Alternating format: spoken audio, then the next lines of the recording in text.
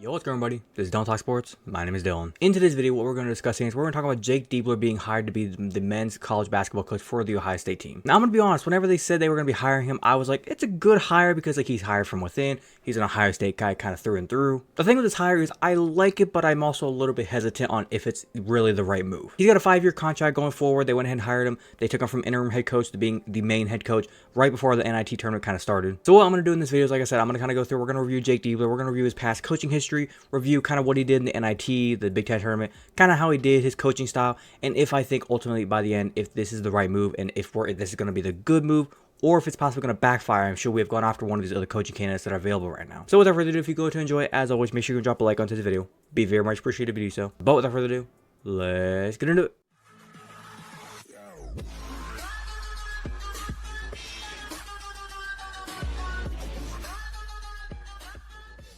All right, now, like I said, he got signed to a 5-year deal, which I think is a good move.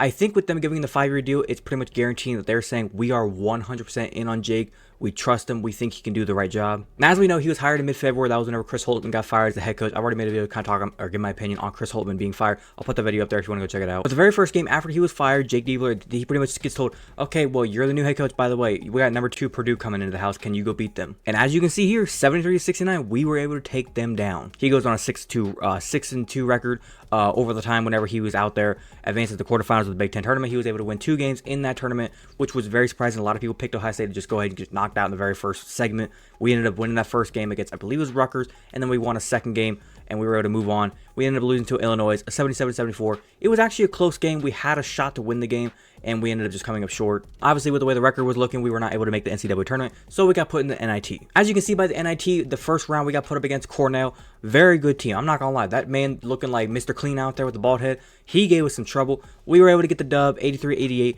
It was a close victory. We were battling to the last second. Then in the second round, we ended up playing Virginia Tech. This was basically like, I guess you say, like the Sweet 16 of the NIT. We ended up winning that game 81-73. Virginia Tech gave us a good fight to the very end. It ended up coming down to like a close like last seconds. You can see right here, 64-67 with about 5 minutes to go, and we ultimately ended up pulling away. Virginia Tech tried to make it a little bit closer there at the last couple seconds, ended up making a 3 or 2, but we were able to get the dub. And then ultimately here in the last game in the quarterfinals, this was honestly a very heartbreaking loss. And I say heartbreaking because Ohio State, I want to say they had like 3 opportunities. They had Battle over in the corner for a 3 that he ended up coming up short on. I think it like bounced off the backside of the rim, ended up bouncing out. Georgia got the rebound. Then we got the ball back again later on. And as you can see here, 79-78, we ended up getting the ball back, and we had another look for the open 3. We even had a layup opportunity, I think, and we ended up missing them all. So it's one of those moments where it's like you had your opportunities. You can't blame you can't blame anything else for this loss other than you had the chance. Now, the one thing about all these games I will say is Ohio State, they play their games close. I mean, 8-point win, 5-point win, and then only a 2-point loss every single game. And you can see like the flow of these games. Like, there's never a moment in these games where you're like, oh man, Ohio State's getting blown out, or Ohio State just blew them out. We are always playing these games close. And it kind of goes to show that Jake Diebler, the way his coaching style is, he's willing to put his guys in adversity, and then he is able to make them overcome the adversity. Now, real quick, looking at kind of his former stats of like, or kind of former places he's been, 2009, 2010, he was at Valparaiso, I think is how you say it. He was a graduate assistant there. Then for the next year, he was the director of operations. Then he ended up going 2 years as an assistant coach. Then he ended up leaving there, came into Ohio State as a video coordinator, just kind of walking around, kind of shooting the camera, doing all that sorts of stuff. Then he ended up leaving us, go to Vanderbilt for about 3 years, became the assistant coach there. Then he became an Ohio State assistant coach for 3 years, came back to us. Then the last 2 years, he's been the associate head coach.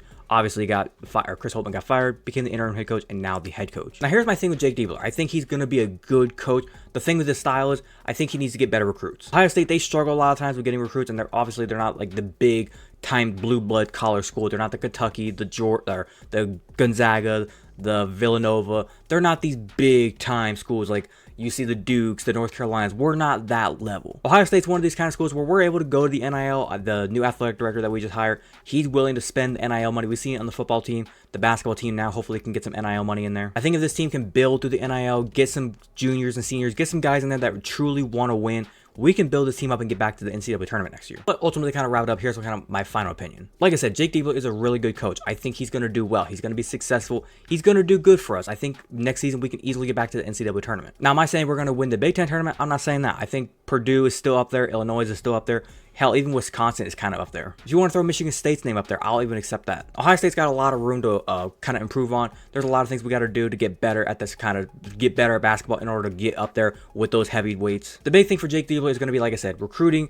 Get better players in there. Go to the NIL. Go to the transfer portal. Get some guys that are going to be willing to come here and play ball for us, not just freshmen that are going to come in one and done. We need the guys that are going to come in and they're going to play hard for Ohio State. But only time will tell. Now, kind of like give my last opinion. Like I said, it's the right hire. I think in the long run, maybe 2 or 3 years, if Ohio State does not make the NCAA tournament next season, and then we even get to the next season and we're still not in the tournament, there's going to be some question marks and some people coming out saying, hey, hello, these other guys that we could have hired 2 years ago, why are we not going after them? Or, hey, this coach here that we could have hired 2 years ago, he went to this school here, and this school's already won their conference and is already in the tournament, went to the Sweet 16. What the fuck? Why aren't we with them? It's a gamble that Ohio State's willing to take right now, and I'm willing to join the riot, and we'll just kind of see what happens. But other than that, I think I'm going to wrap it up there. Hopefully, guys did go ahead and enjoy today's video. If you did enjoy, as always, make sure you can drop a like on today's video. Be very much appreciative if you do so. If you wanted to watch the entire today's video, thank you very much. And like I said, if you have a different opinion, do you think Jake Diebler was the right hire, bad hire? What's your complete opinion on the whole thing? If you have a different opinion, leave your comment down below. Be more welcome to talk about with you guys. If you're a fan of the content that I do post here and you want to go and hit that big red subscribe button, feel free to do so. And do not forget to hit that little notification bell.